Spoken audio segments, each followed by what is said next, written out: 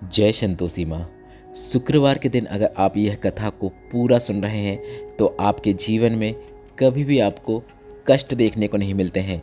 धन संबंधित किसी भी प्रकार की समस्याओं को देखने को नहीं मिलता है।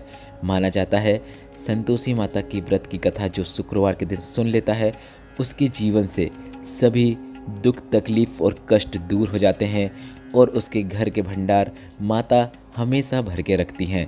तो यह कथा हम आपको शॉर्ट में पूरी सुनाने वाले हैं, इसलिए आप वीडियो के अंत तक बने रहें। काफ़ी सुंदर कथा है, इसे सुनकर आपको भी सुख की अनुभूति होने वाली है। माना जाता है यह कथा पढ़े बिना संतोषी माता का व्रत अधूरा होता है। संतोषी माता व्रत की पौराणिक कथा के अनुसार एक बुढ़िया थी, उसका एक ही पुत्र था। बुढ़िया पुत्र के विवाह के बाद बहू से घर के सारे काम करवाती थी, परंतु उसे ठीक से खाना नहीं देती थी। यह सब लड़का देखता था और माँ से कुछ कह नहीं पाता था। बहू दिन भर काम में लगी रहती थी, उपले थापती, रोटी रसोई करती, बर्तन साफ करती, कपड़े धोती और इसी में उसका सारा समय बीत जाता था। काफ़ी सोच विचार कर एक दिन लड़के ने अपनी माँ से बोला, माँ मैं परदेश जा रहा हूँ। माँ ने बेटे की बात को मानी और माँ को काफ़ी खुशी हुई और उसे जाने की आज्ञा दे दी। इसके बाद वह अपने पत्नी से जाकर बोला, मैं परदेश जा रहा हूँ, मुझे अपनी कोई निशानी दे दो। उसकी पत्नी ने कहा कि मेरे पास निशानी देने योग्य कुछ भी चीज़ नहीं है। यह कहकर वह अपने पति के चरणों में गिरकर रोने लगी। इसके बाद पति के जूतों पर गोबर से सने हाथों की एक छाप बना दी। पुत्र के जाने के बाद सास के लगातार अत्याचार बढ़ते गए। एक दिन बहू बहुत दुखी होकर मंदिर चली गई। उसने देखा कि बहुत सी स्त्रियां पूजा कर रही थी। उन्हें देखकर उसे भी उन स्त्रियों से वह पूजन के बारे में, व्रत के बारे में जानकारी लेने की इच्छा हुई और बोली कि आप यह क्या कर रहे हैं। तो इसमें उनमें से एक स्त्री ने कहा कि यहाँ पर संतोषी माता का व्रत हम कर रहे हैं जो कि सभी कष्टों का नाश करती हैं।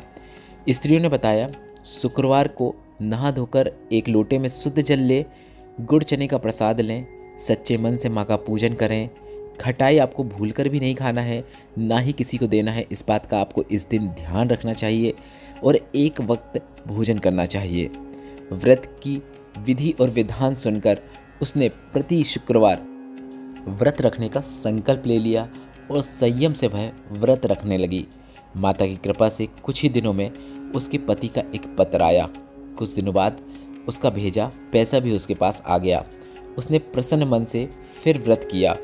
मंदिर में जाकर वह स्त्रियों से बोली, संतोषी माँ की कृपा से मुझे मेरे पति का पत्र भी आ गया है और रुपया भी आ गया है। अन्य सभी स्त्रियां भी श्रद्धा से व्रत करने लगी। उसे देखकर कई स्त्रियां यह शुक्रवार का संतोषी माता का व्रत करने लगी। तभी बहू ने कहा, हे माँ, जब मेरा पति घर आएगा तो मैं इस व्रत का उद्यापन करूँगी। मतलब उसने देवी माँ से यह संकल्प लिया। अब एक रात संतोषी माँ ने उसके पति को स्वप्न में दर्शन दिए और कहा कि तुम अपने घर क्यों नहीं लौट जाते हो। तो वह कहने लगा, सेठ का सारा सामान अभी बिका नहीं है, रुपया भी अभी नहीं आया है।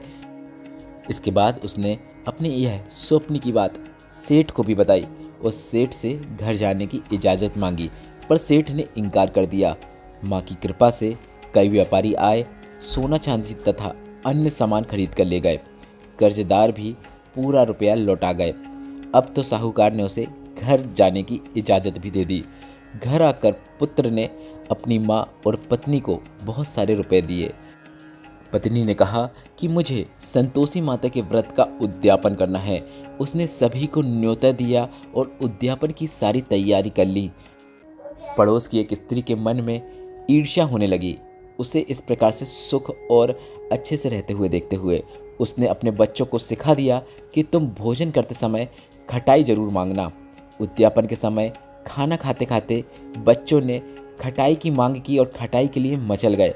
तो बहू ने पैसा देकर उन्हें बहला दिया और वह पैसा लेकर बच्चे दुकान में गए और उन्होंने इमली की खटाई खरीदकर खाने लगे। तो बहू पर, जो कि व्रत की थी, उद्यापन की थी, उस पर माता का कोप हुआ। राजा के दूत ने उसके पति को पकड़ कर ले गए। तो किसी ने बताया कि आपने जो बच्चों को कुछ पैसे दिए थे, उन्होंने बच्चों ने इमली की खटाई खाई है, जिस कारण आपका उद्यापन का जो संकल्प है वह पूरा नहीं हुआ है। अब आपको फिर से उद्यापन करना चाहिए। और उसने माता संतोषी से पुनः व्रत का उद्यापन सही से करने का संकल्प ले लिया। उस संकल्प के बाद वह मंदिर से निकली तो राह में उसे उसका पति आता दिखाई दिया। पति बोला, इतना धन जो मैं कमाया था उसका कर राजा ने मांगा था। अगले शुक्रवार को उसने फिर विधिवत व्रत का उद्यापन किया। इससे संतोषी माँ उस पर प्रसन्न हुई। 9 माह बाद चांद सा सुंदर उसका पुत्र हुआ। अब सास, बहू और बेटा माता संतोषी की कृपा से आनंद से रहने लगे। यह कथा अगर आपको सुख की अनुभूति कराने वाली लगी तो आप कमेंट बॉक्स में जय माँ संतोषी, जय माता दी अवश्य टाइप कीजिएगा और इसे अधिक से अधिक लोगों के साथ साझा जरूर कीजिएगा। जय माँ संतोषी।